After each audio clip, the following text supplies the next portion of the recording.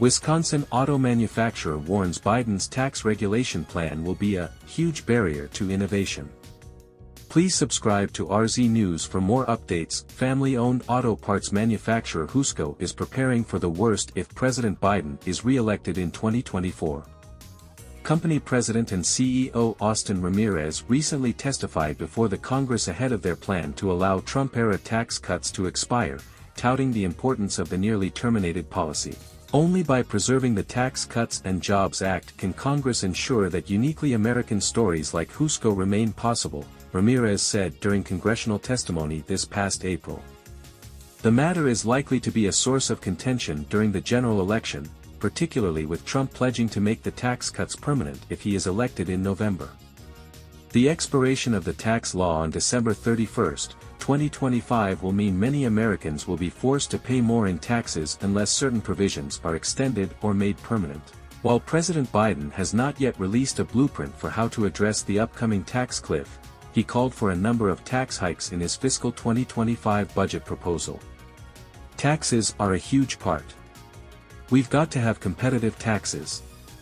In the US we've got the most regressive tax regime in the world relative to R&D, Ramirez told RZ News' Pete Hegseth.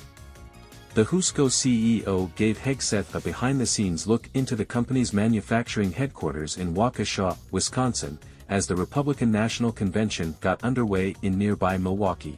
The U.S.'s Federal Research and Development, R&D, tax credit grants companies a reduction in tax liability for select domestic expenses.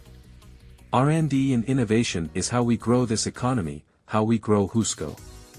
Today in the U.S. we get to expense 20% of our R&D expenses in China. They get to expense 200% of their R&D expenses. That creates a huge barrier to innovation and growth in a thriving American economy.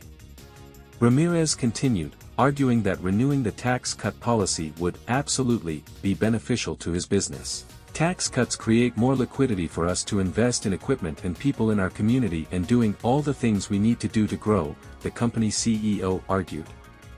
He concluded by sharing some of Husco's groundbreaking community service, an opportunity that was granted through the U.S.'s tax policy. Husco is a private, family-owned company.